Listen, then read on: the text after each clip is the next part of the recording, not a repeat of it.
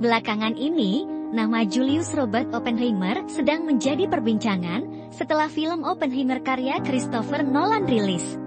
Oppenheimer merupakan seorang ilmuwan yang berkontribusi besar atas terciptanya bom atom. Seperti apa kisahnya hingga menjadi pencipta senjata paling mengerikan di dunia? Berikut videonya.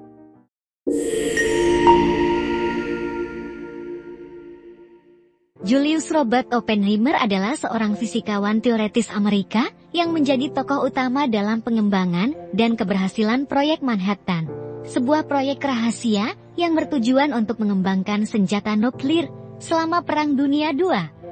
Ia dijuluki sebagai bapak bom atom karena peran kunci yang dimainkannya dalam pengembangan bom atom pertama. Julius Oppenheimer lahir pada tanggal 22 April tahun 1904 di kota New York, Amerika Serikat. Ia lahir dari keluarga kaya yang merupakan imigran Yahudi Jerman. Ayahnya bernama Julius Lichtmann Oppenheimer, seorang importir tekstil, dan ibunya bernama Ella Friedman, seorang pelukis. Ia memiliki saudara laki-laki yang juga seorang ahli fisika, yaitu Frank Oppenheimer, dan kelak akan mendirikan Museum Science Exploratorium di San Francisco. Pada November tahun 1940, Oppenheimer menikahi Catherine Fishring-Koenig, seorang mantan anggota Partai Komunis, dan mereka memiliki anak bernama Peter dan Catherine. Awalnya, Oppenheimer bersekolah di Alcuin Preparatory School, dan pada tahun 1911, ia masuk ke Ethical Culture Fieldstone School. Oppenheimer adalah seorang siswa yang serba bisa, tertarik pada sastra Inggris dan Prancis, serta sangat meminati mineralogi. Pada tahun terakhirnya, Oppenheimer mulai menekuni kimia. Saat usia 18 tahun, Oppenheimer masuk ke Universitas Harvard dan mengambil jurusan kimia. Oppenheimer diterima di Perhimpunan Kehormatan Phi Beta Kappa dan diberi gelar sarjana fisika melalui studi independen. Sebuah mata kuliah tentang termodinamika di Harvard yang diajarkan oleh Percy Bridgman menarik perhatiannya dan membuat dirinya mendalami fisika eksperimental. Setelah berkuliah selama 3 tahun, Oppenheimer lulus dari Harvard dengan gelar Bachelor of Arts. Pada tahun 1925, Oppenheimer memulai pekerjaan pascasarjana di bidang fisika di Laboratorium Cavendish di Universitas Cambridge, Inggris. Di sana, Oppenheimer bekerja dengan J.J. Thomson. Di Cambridge itulah, kemudian Oppenheimer menyadari bahwa bakatnya adalah untuk fisika teoretis, bukan fisika eksperimental. Setelah itu pada tahun 1926, ia menerima undangan dari Max Born untuk belajar bersamanya di Universitas Göttingen. Oppenheimer memiliki banyak teman yang kelak menjadi tokoh besar, seperti Werner Heisenberg, Pascual Jordan, Wolfgang Pauli, Paul Dirac, Enrico Fermi, dan Edward Teller. Oppenheimer memperoleh gelar PhD pada bulan Maret tahun 1927 saat berusia 23 tahun. Sebagai seorang ilmuwan teoretis, Oppenheimer menerbitkan lebih dari selusin makalah selama di Eropa, termasuk beragam kontribusi penting dalam bidang mekanika kuantum. Ia dan Max Born menerbitkan makalah terkenal yaitu Born-Oppenheimer Approximation. Oppenheimer juga membuat kontribusi penting dalam berbagai bidang fisika, termasuk mekanika kuantum dan fisika inti. Dia dikenal karena mengembangkan teori proses penangkapan elektron yang menjadi dasar untuk pemahaman kita tentang lubang hitam. Pada tahun 1927, Oppenheimer ditawari untuk meneliti di Harvard dan Institut Teknologi California atau Caltech pada tahun 1928. Pada musim gugur tahun 1928, Oppenheimer mengunjungi Universitas Leiden Belanda dan memberikan kuliah umum di sana. Setelah itu, ia mengunjungi Institut Teknologi Konfederasi Zurich di Swiss untuk meneliti bersama Wolfgang Pauli mengenai mekanika kuantum dan spektrum kontinu. Sekembalinya ke Amerika Serikat, Oppenheimer ditawari jabatan sebagai profesor rekanan oleh Universitas California. Di sana Oppenheimer memiliki hubungan kerja yang baik dengan fisikawan peraih hadiah Nobel, Ernest Lawrence, dan membantunya merintis penemuan siklotron. Setelah invasi Polandia oleh Nazi Jerman pada tahun 1939, fisikawan Albert Einstein, Leo Szilard, dan Eugene Wigner memperingatkan pemerintah Amerika Serikat akan bahaya yang mengancam seluruh umat manusia jika Nazi menjadi yang pertama membuat bom nuklir. Pada tanggal 9 Oktober tahun 1941, 2 bulan sebelum Amerika Serikat mengikuti Perang Dunia II, Presiden Roosevelt menyetujui program untuk mengembangkan bom atom.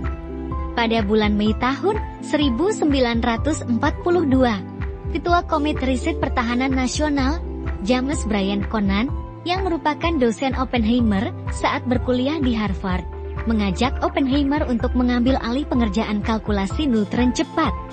Oppenheimer kemudian mulai mencari proses pemisahan uranium-235 dari uranium alam dan menentukan massa kritis uranium yang diperlukan untuk membuat bom atom. Pada bulan Agustus tahun 1942, Angkatan Darat Amerika Serikat diberi tanggung jawab mengorganisir upaya fisikawan Inggris dan Amerika Serikat untuk mencari cara memanfaatkan energi nuklir untuk tujuan militer, sebuah upaya yang kemudian dikenal sebagai Proyek Manhattan. Kemudian, Jenderal Leslie Groves menunjuk Oppenheimer sebagai Direktur Ilmiah Proyek Manhattan. Pilihan ini mengejutkan banyak pihak, sebab Oppenheimer memiliki pandangan politik sayap kiri dan tercatat tidak pernah mengepalai proyek besar. Alasan Jenderal Leslie Groves memilih Oppenheimer karena terkesan dengan pemahaman luar biasa Oppenheimer mengenai aspek praktis dalam merancang dan membuat bom atom, serta pengetahuannya yang sangat luas. Lalu Oppenheimer diinstruksikan untuk mendirikan dan mengelola laboratorium di lokasi terpencil demi alasan keamanan dan kerahasiaan. Pada tahun 1943, ia memilih dataran tinggi Los Alamos, dekat Santa Fe, New Mexico. Pada tanggal 16 Juli tahun 1945, para ilmuwan di Los Alamos berhasil menguji coba bom atom pertama di dunia di dekat Alamogordo, New Mexico. Oppenheimer kemudian menamai uji coba tersebut dengan kode Trinity. Setelah melihat bola api hasil ledakan bom buatannya, terbesit kata-kata Bhagavad Gita di benak Oppenheimer yang berbunyi, "Kini, akulah kematian, sang penghancur dunia." Beberapa minggu kemudian, Amerika menjatuhkan bom atom di kota Hiroshima dan kota Nagasaki, Jepang. Pada bulan Oktober di tahun yang sama, Oppenheimer mengundurkan diri dari jabatannya.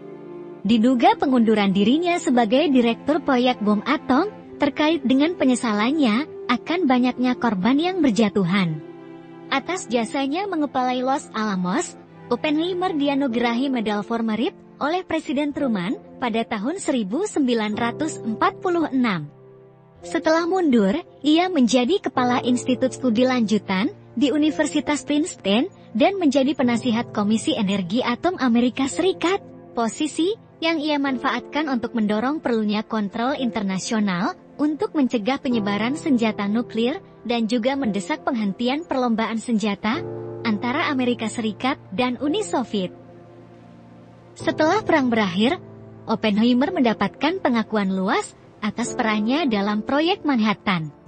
Pada tahun 1949, 4 tahun setelah uji coba Trinity, Uni Soviet menguji bom nuklir mereka sendiri. Tidak ingin kalah dalam perlombaan senjata, Presiden Truman menandatangani pengembangan senjata eksperimental baru, yaitu bom hidrogen. Saat itu, Oppenheimer sangat menentangnya, karena bom hidrogen berkekuatan jauh lebih besar dari bom atom miliknya. Pada tahun 1950-an, selama masa pembersihan McCarthy, ada kekhawatiran bahwa Soviet telah mencuri rahasia nuklir Amerika, dan itu bukan pertanda baik bagi Oppenheimer. Ia dianggap sebagai simpatisan komunis oleh pemerintah Amerika Serikat, karena beberapa keterlibatannya dalam organisasi sayap kiri sebelum perang. Ia dituduh menjadi ancaman keamanan nasional, dan dicurigai membocorkan rahasia nuklir kepada Uni Soviet selama Perang Dunia II. Saat itu, ia berhadapan dengan Komisi Energi Atom Amerika Serikat dalam persidangan yang dramatis. Beberapa rekan ilmuwan dan pejabat pemerintahan membelanya. Mereka menyatakan bahwa Oppenheimer adalah patriot sejati yang telah berjasa bagi negara selama perang dan tidak membocorkan rahasia kepada Soviet. Meskipun menerima banyak dukungan dan sidang keamanan menyatakan ia tidak terbukti bersalah, pada akhirnya izin keamanan Oppenheimer tetap dicabut oleh pemerintah Amerika Serikat pada bulan April tahun 1954. Ia kehilangan izin keamanan yang dibutuhkan untuk terus bekerja di proyek senjata nuklir dan dilarang berpartisipasi dalam pekerjaan yang berkaitan dengan keamanan nasional. Akibatnya, kontraknya sebagai penasihat Komisi Energi Atom dibatalkan. Meskipun dianggap sebagai salah satu ilmuwan terhebat, ini adalah masa yang sangat sulit dalam hidupnya.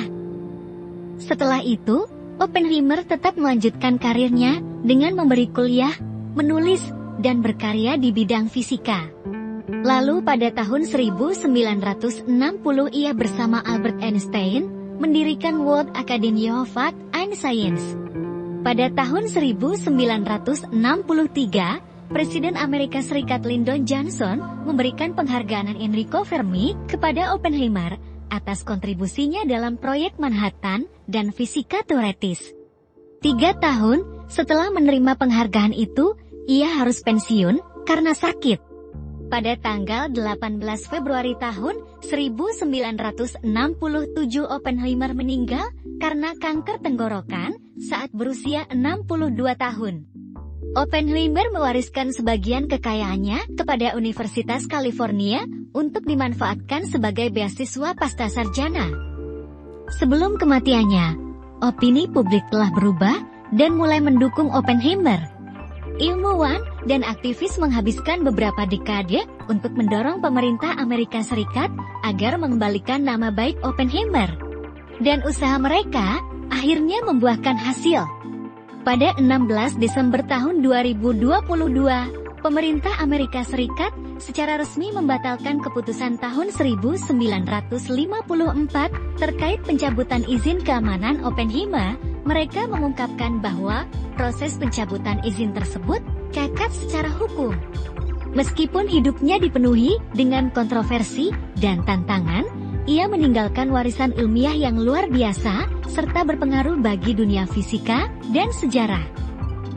Pada tahun 2023, Christopher Nolan membuat film tentang perjalanan hidup Oppenheimer.